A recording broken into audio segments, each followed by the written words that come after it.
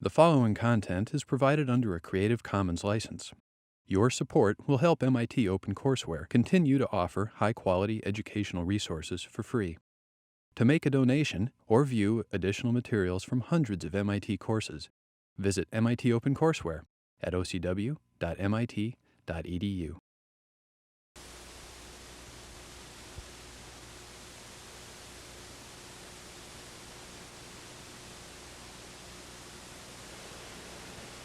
Hi. Our lesson today is going to be concerned with looking at some of the ramifications of what it means for a complex valued function to be analytic. And one of the side results, I hope, of today's lesson will be to show why, if the complex numbers had never been invented up until this point, they would have been invented, most likely, to discuss mappings of the xy plane into the uv plane. Well, I hope to make that clearer as we go along. For the time being, let's simply entitle today's lesson Conformal Mappings. And by way of review, and what I want to do here, you see, is emphasize the real part of complex variable theory. Suppose I have the usual mapping from the xy plane into the uv plane, given by u as some function of x and y, and v as some function of x and y. And you may recall, this is back much earlier in our course, in block 4, block 3, where we were labeling this as f bar of x comma y equals u comma v. No necessity here of talking about complex variables. We're mapping two space into two space, the xy plane into the uv plane, by the mapping f bar defined by u and v being these functions of x and y.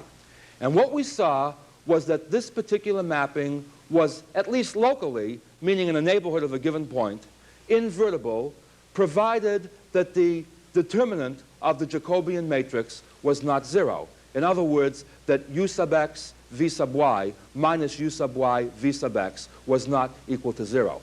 And again, what I want you to see is that up until this point, there is absolutely no knowledge that we need of complex variables. Now, what is interesting is this. Remember that when we introduced the complex numbers, we said that graphically their domain would be the xy plane, and that would be called the Eigen Diagram.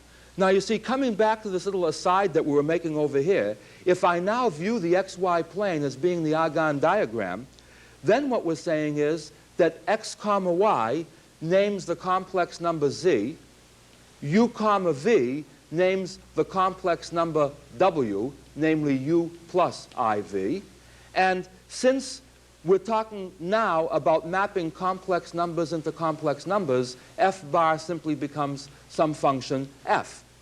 Now, the question that's more important is, why would one want this particular interpretation? You see, what particular interpretation?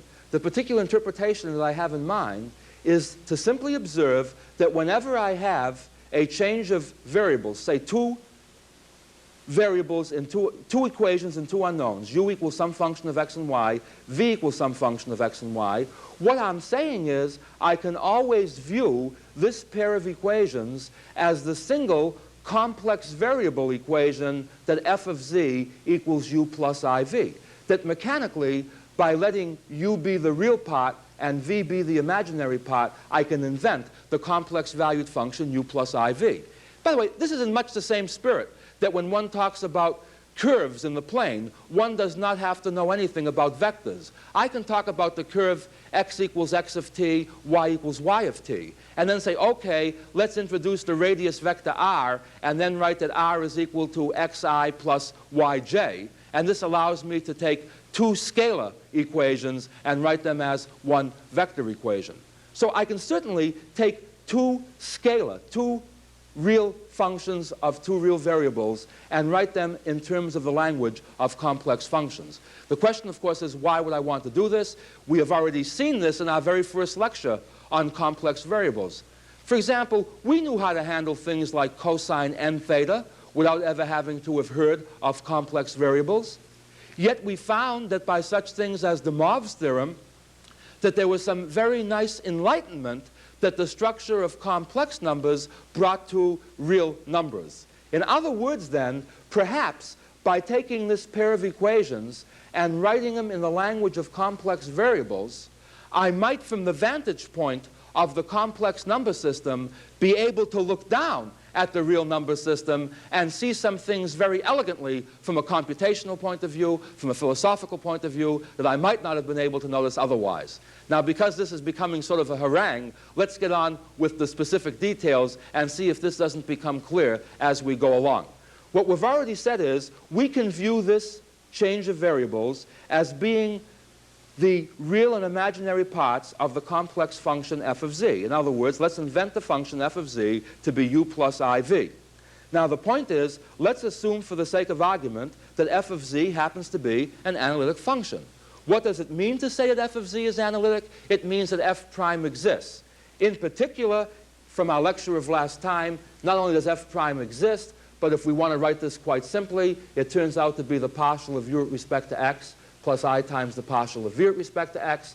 In particular, the Cauchy-Riemann conditions hold, which means that u sub x equals v sub y and u sub y equals minus v sub x. And by the way, to reinforce what I was just saying before, please observe that this particular relationship does not necessitate my knowing anything about complex numbers. Given two functions u and v, functions of x and y, I can compute the partial of u with respect to x, I can compute the partial of v with respect to y, the partial of u with respect to y, the partial of v with respect to x, and see if these conditions hold.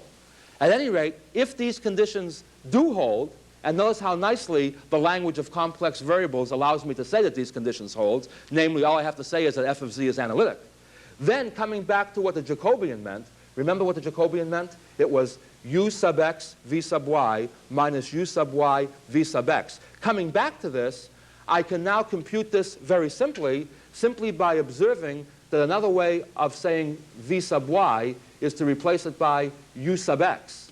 And if I do that, this term becomes u sub x squared. If I now replace u sub y by minus v sub x, this becomes v sub x squared. And so the condition that this expression becomes u sub x squared plus v sub x squared. And if we now look here, notice that since the magnitude of a complex number is just the positive square root of the sum of the squares of the real and the imaginary parts, this expression here is precisely the square of the magnitude of f prime of z. Now look at the only way that this can be 0 then is if this is 0, the only way this can be 0 is if f prime of z is itself 0, because the only complex number whose magnitude is 0 is 0 itself. Now, what does this tell me, therefore? This tells me that the system of real equations, u equals u of xy, v equals v of xy, is invertible if, when we write the complex function u plus iv and call that f, if f is analytic and f prime of z is not 0. Again, notice I could have stated that without the language of complex variables at all. I could have said, look, suppose the partial of u with respect to x equals the partial of v with respect to y, and the partial of u with respect to y is minus the partial of v with respect to x, and suppose that u sub x squared plus v sub x squared is not 0, then this will be invertible. Now, the trouble is, notice that there are an awful lot of invertible functions. I shouldn't say the trouble is, but one of the properties is that there are a lot of invertible functions which do not obey these stringent conditions. Consequently, one would like to believe that if we're going to introduce the language of complex variables, that we would like to get much more out of this than just the fact that f of z maps the xy plane into the uv plane in a one-to-one onto manner as long as f prime is not 0. Let me point out that some invertible mappings are nicer than others. Now, what do I mean by nicer? Well, let's make up a definition here. An invertible mapping is called conformal, and maybe you can guess what this is going to mean, if it preserves angles. Now, what do I mean by preserving angles? What I'm saying is, let's suppose two curves meet at a certain angle in the xy plane. When I map the xy plane into the uv plane in a one-to-one fashion, the two curves in the xy plane have images in the uv plane. The question that comes up is, will the two curves intersect at the same angle in the xy plane that their images intersect in the uv plane? Well, heck, maybe it's easier to do by means of an example. Let's look at the usual linear mappings that we were talking about when we introduced the Jacobian in double integration. Remember, one of the problems that we tackled was looking to see how we map, say, a parallelogram R onto the unit square S by a linear mapping of the form u equals ax plus by, v equals cx plus dy. Notice that even though this map was linear, even though it was invertible, it obviously is not conformal. Why isn't it conformal? Well, the image of the line of the vector OA in the xy plane is O prime A prime in the UV plane. The image of OB in the xy plane is given by O prime B prime in the UV plane. Notice that in the xy plane, the vectors OA and OB meet at an angle theta, which clearly is not 90 degrees, whereas their images intersect at a right angle. In other words, this mapping did not preserve angles. That the image of an angle in the xy plane did not have to be the angle of the image in the UV plane. Now, why, for example, would it be important to want to preserve angles? Well, among other things, when we change variables, we sometimes don't want to change the physical significance of a problem. In other words, we may be trying to solve a problem in the xy plane. For convenience, we map the problem into the UV plane. Well, it may happen that certain physical properties are present in the xy plane. We may be talking about potential and force, and maybe one family of lines intersects another family of lines at right angles. We'd like to believe that we could have a mapping into the UV plane where if the two lines met at right angles in the xy plane, their images would meet at right angles in the UV plane. Well, let's not worry about that right now. Let's simply emphasize the mathematics of the situation. A conformal mapping is one which preserves angles, and I now claim the very interesting thing. Namely, if the mapping u is some function of x and y, v is some function of x and y, given that mapping, suppose I form the complex function u plus iv equals f, and suppose that that function turns out to be analytic and the derivative is not 0. We just saw that that guaranteed that the mapping would be invertible. I now claim that in this special case, this mapping is also conformal. That's a very beautiful result. In other words, the mapping u equals u of xy, v equals v of xy is conformal as soon as we can be sure that the function f given by u plus iv is analytic and that f prime is not 0. Now, why is this mapping conformal? And again, the arithmetic of complex numbers comes in a very handy way over here. Namely, let's look to see what happens under the mapping. All we're going to do now is change the language, not from the xy plane and the uv plane, but we are now going to look at the xy plane as the Eigen diagram, where the point x0, y0 is represented by the complex number z0. What I'm going to assume now is this. Let's take the point z0, and let's take two nearby points, z1 and z2. Now, z0 has some image under f. Let's call it w0. z1 has an image. We'll call it w1 in the uv plane. And z2 has some image, which we'll call w2.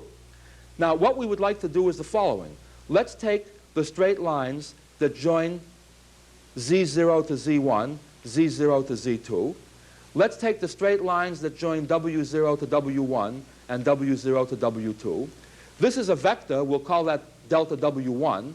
This is a vector. In other words, it can be viewed as a complex number. It's w2 minus w0 is delta w2.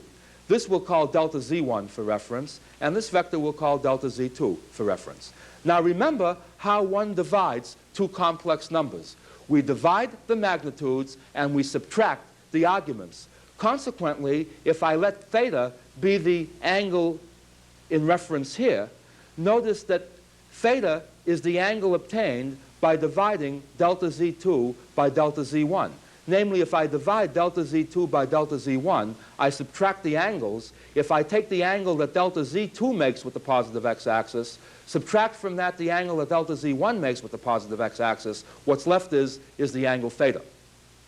Similarly, notice that phi, this angle over here, is the argument of delta W2 divided by delta W1. Namely, I simply subtract the angle that delta W2 makes with the positive u-axis. I subtract from that angle the angle that delta W1 makes with the axis, and that result is phi.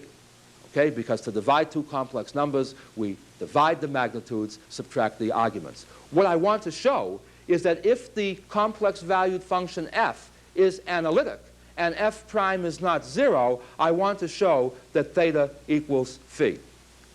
Now, the way I'm going to do this is I will assume that we're in a very small neighborhood here, so that what I'm saying is what? What does it mean to say that f prime exists? Remember, f prime was the quotient delta w divided by delta z. So for small values of delta z, delta w divided by delta z must be approximately f prime of z0. Okay? We talked about that last time. In particular, then, delta W2 divided by delta Z2 is one such ratio. Delta W1 divided by delta Z1 is another such ratio. So for small changes in Z, these two ratios should be approximately equal, meaning that the error is negligible when we go to the limit, and that approximate ratio is f prime of Z0. Now, not inverting, but looking at this ratio, the fact that these are approximately equal says that delta Z2 divided by delta Z1 is approximately equal to delta W2 divided by delta W1. Noticing, by the way, that if f prime was 0, delta W1 and delta W2 would both be 0, and that would give me a 0 over 0 form, which is indeterminate. From a geometric point of view, notice that f prime of z0 is a vector in the UV, may be viewed as a vector in the UV plane. It has a magnitude and it has a direction. If f prime is 0, that vector is just a point. And a point does not determine a magnitude or a direction when you're talking about this type of ratios. At least it doesn't determine a direction. It may determine a magnitude 0. But at any rate, all we're saying is that by the analyticness of f, we now know this property here.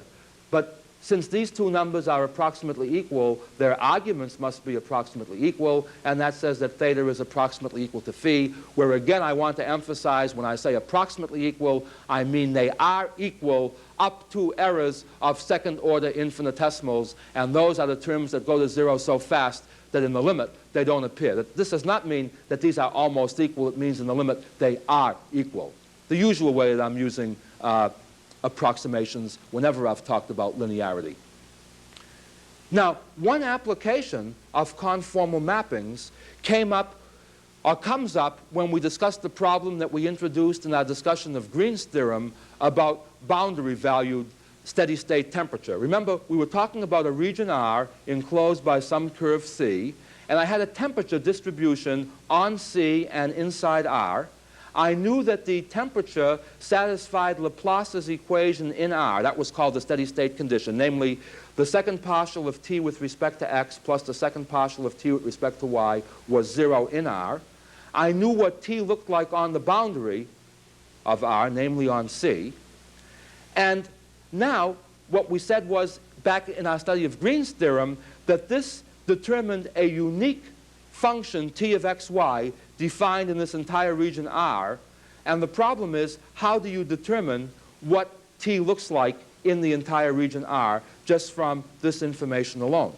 Notice again, at this point, I would never have had to have heard of complex variables to understand this problem. How can I prove that?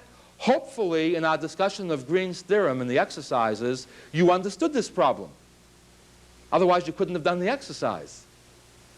Well, at that stage, we hadn't talked about analytic functions. Consequently, that's all the proof that we need, that this problem makes perfectly good sense without complex variables. This is a real problem defined in terms of real variables in a real-world situation. The key point, and that's what's going to be the rest of this lecture, is to prove that key point. The key point is the following. Let's suppose I take a regular mapping. See, what happens is I don't like the problem the way it's stated over here. So I say, okay, let me make a change of variables. The same way as I make a change of variables in solving definite integrals in ordinary calculus of a single real variable. I make the change of variables, hopefully, to arrive at an integrand that is easier for me to handle. There's no guarantee that the new integrand will be any more palatable than the old. But the idea is I say, okay, let me map R from the xy plane into the uv plane by some mapping f bar that maps E2 into E2, 2 space into 2 space. In terms of the language of complex variables, all I'm saying is I can view that mapping as a complex valued function of a complex variable. I replace f bar by f, as I mentioned earlier in the lecture. Well, the idea is, regardless of how I want to do that, suppose I now map R into some region S in the uv plane with a new boundary, say, C prime. That translates my problem from the xy plane into the uv plane. If it happens that I can solve that problem in the uv plane, the inverse mapping then comes back to give me the solution in the xy plane. Now, the big problem that comes up is that in general, invertible transformations do not preserve statements made in terms of a coordinate system. In other words, for example, if u is some function of x and y and v is some function of x and y, and that gives me an invertible mapping that maps the region R into a unit S, into a region S, there is no reason to assume that just because this equation is obeyed in R, that t sub uu plus t sub vv will equal 0 in S. In other words, this is a statement that depends on the coordinate system. It's sort of like saying that when you wanted to compute the magnitude of a vector, you just took the square root of the sum of the squares of the components. That was only true if you were using Cartesian coordinates. If you used polar coordinates, you had to use a more elaborate computational recipe for a distance function. See, the trouble is, I can map this into the uv plane, but it may happen that Laplace's equation is not obeyed on the new region S. But the key amazing point is this. If I now take the mapping induced by u and v and call that, again, u plus iv, call that function f. In other words, if f maps the region R in the Eigen Diagram interpretation of the xy plane into the region S in the uv plane, where f is u plus iv, and f is analytic and f prime is not 0, then the amazing thing is that this is equal to 0 in R if and only if, I might as well put this in here because it does go both ways by invertibility, this is obeyed in S. In other words, an analytic function, a conformal mapping, preserves Laplace's equation. See, what does that mean? It means this. Let's suppose that f is a conformal mapping, namely it's analytic and its derivative is never 0. I'm given that t equals t sub 0 of xy on C, and that it satisfies Laplace's equation in R. I now make the mapping f. Since f is invertible, it carries the closed curve C into a closed curve C prime, and the interior of C is carried into the interior of C prime, which is S. And that gives me a new problem, namely t is some function of u and v in the uv plane on C prime, and it still satisfies Laplace's equation. Suppose it happens that because of the geometry here, I can solve this problem in the uv plane. If I can do that, I simply find what t of uv looks like in S, remembering that u is u of xy, v is v of xy. I plug this in. This gives me t in terms of x and y, and that will be a solution in the region R because, you see, Laplace's equation is obeyed. You see, the key point is what? That conformal mappings preserve the solution of Laplace's equation, and that is one of the very important applications of conformal mappings in the study of the real world. And again, notice I could have defined conformal without any reference to complex numbers, just in terms of preserving angles, and then have invented what I mean by an analytic function by studying the geometry, inventing the Eigen diagram, etc. But why not take advantage of the structure which already exists? Well, at any rate, what I would like to do for the finale for today's lesson is to prove this particular result. And the reason I would like to prove that is that once and for all, this should review the chain rule for real variables. It should show you how the chain rule is used and what happens with ordinary transformations from an algebraic point of view. And finally, because the proof never makes use of complex numbers directly, but only properties of u and v, where u and v are the real and imaginary parts of a complex function, I think that this should psychologically eliminate the traumatic experience that complex valued functions have no real application. You see, the thing I want to do is this. I want to compute t sub xx plus t sub yy, given the transformation that u is some function of x and y, and v is some function of x and y. No assumptions about the mapping being invertible yet. All I'm going to assume is that u and v are differentiable, continuously differentiable functions of x and y, so I can make whatever manipulations I want with these. And what I would like to do is now compute the Laplacian t sub xx plus t sub yy as it would look in terms of u and v. And the first thing I point out, quite simply, by the chain rule, is to take the partial of t with respect to x. I simply do what? Take the partial of t with respect to u times the partial of u with respect to x plus the partial of t with respect to v times the partial of v with respect to x. It's as if the u's and the v's cancel. This is the contribution of t sub x due to u, contribution of t sub x due to v. I add them up because u and v are independent. I hope by now you remember this almost automatically.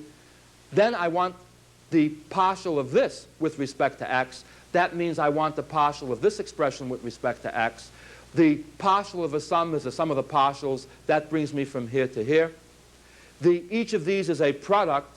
The partial of a product, I have to use the product rule for. That's what? The first times the partial of the second with respect to x, plus the partial of the first, t sub u, with respect to x, times the second. Similarly, this term here becomes this, right? The first times the partial of the second, plus the partial of the first times the second. And the key point is that I put these in parentheses here to emphasize the fact that these are still single functions. Consequently, what I can now do is apply the chain rule to each of these expressions again. Don't be thrown off by the subscripts u and v. Think of the whole thing in parentheses as being some function of u and v. To take the partial of what's in parentheses with respect to x, I take the partial first with respect to u times the partial of u with respect to x, then the partial with respect to v times the partial of v with respect to x. In other words, leaving the details again for you to review, this expression here becomes this. This expression is what? The partial of this with respect to u times the partial of u with respect to x, the partial of this with respect to v times the partial of v with respect to x. And now, taking these expressions and replacing these by this in our previous expression, and again leaving the details to you, I wind up with the fairly complicated result that in terms of the partials with respect to u and v, t sub xx is this fairly messy expression. Okay? By the way, I do not have to do this whole thing over again to find the second partial of t with respect to y, because this derivation is symmetric in x and y. And if you don't believe this, you can do the thing over as an exercise and see what does happen. I claim all I have to do now to get what the second partial of t with respect to y looks like is to go through this result, and every place I see an x, I replace it by a y, because I'm just taking partials with respect to y rather than with respect to x. Everything else stays the same. So I now wind up with this expression here. And now the interesting thing happens. I just add these two expressions, and I get, well, I guess the technical word for it is a mess. I get t sub xx plus t sub yy actually involves 5 different terms. There's a second partial of t with respect to u, and the coefficient of that, you see, would be what? It's u sub x squared here, it's u sub y squared here, so the coefficient of that is u sub x squared plus u sub y squared. Again, without going through the details, I get a second partial of t with respect to v term, and that multiplied by v sub x squared plus v sub y squared. Observing that the mixed partials are equal by continuity, I can combine the t sub u v terms and get that the coefficient is twice u sub x v sub x plus u sub y v sub y. There's a term involving t sub u, whose coefficient is u sub xx plus u sub yy, and a term involving t sub v, the partial of t with respect to v, whose coefficient is v sub xx plus v sub yy. And in general, see, so far I've imposed no conditions on u and v other than that u and v were continuously differentiable functions of x and y.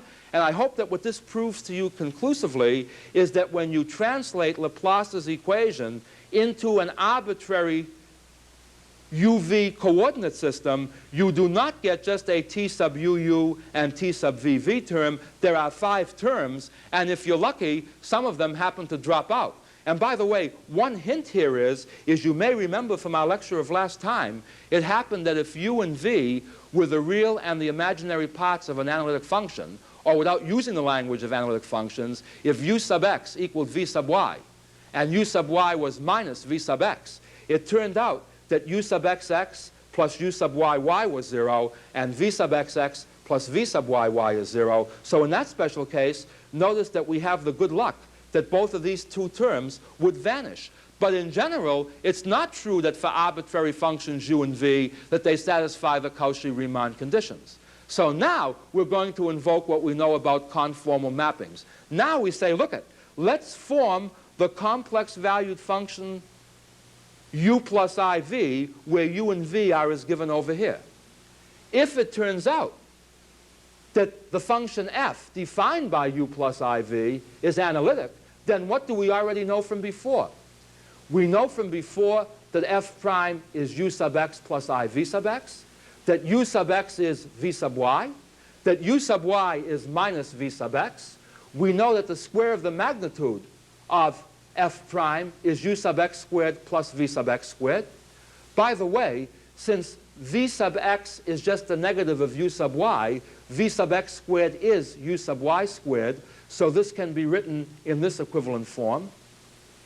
Similarly, since u sub x is equal to v sub y, u sub x squared is equal to v sub y squared. So these are 3 different forms for expressing the square of the magnitude of f prime. We also knew that if this was analytic, that u sub xx plus u sub yy and v sub xx plus v sub yy is 0. By the way, notice that what this does is that this is giving us a hold on all of the coefficients that we had over here. In fact, it seems that the only thing left to worry about is what is u sub x v sub x plus u sub y v sub y. Well, look at u sub x v sub x plus u sub y v sub y is simply this. Notice that another name for u sub x is v sub y. And another name for u sub y is minus v sub x. Consequently, this expression is just v sub y v sub x minus v sub x v sub y. These are numbers, so it's commutative here. In other words, this is just this, so when you subtract them, the result is 0. That means, by the way, that under the assumption that u plus iv is analytic, then we can say that u sub x v sub x plus u sub y v sub y is 0, so the t sub uv term drops out. To make a long story short, all of our terms drop out except for the terms that involve t sub uu and t sub vv, where what we showed was that their coefficients were simply the square of the magnitude of f prime of z. So in the special case that the mapping u plus iv is conformal, we have the remarkable result that the Laplacian is changed only by a non-negative factor as we go from the xy plane to the uv plane. In particular, assuming that f prime of z is not 0, and notice that that's the condition for the mapping to be conformal. If f prime of z is not 0, notice that if this is not 0, this expression can be 0 if and only if this expression is 0, and that's precisely the result that we needed to talk about when we talked about the fact that the Laplace's equation was preserved by a conformal mapping, and that is one of the most important reasons as to why many branches of physics, for example, use the theory of complex variables. It's that the derivative in terms of complex variables gives us a very nice language and some very nice computational holds that, technically speaking, we could have done without. We could, technically speaking, have done this all in terms of the language of real valued functions and constructed a very artificial language, a very unnatural language. But notice that because the calculus of